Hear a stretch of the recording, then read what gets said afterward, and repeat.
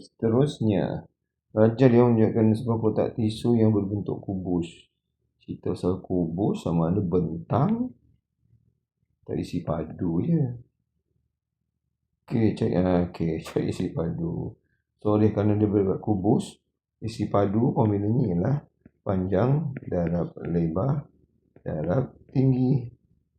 Panjangnya sama 9, lebarnya sama 9, tingginya sama 9. Sebab dia adalah kubus.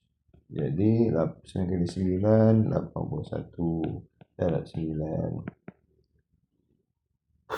Dah. So darabkan 81 darab dengan 9. 9 kali 1 9, 9 kali 8 72. So jawapannya ialah 729 cm padu.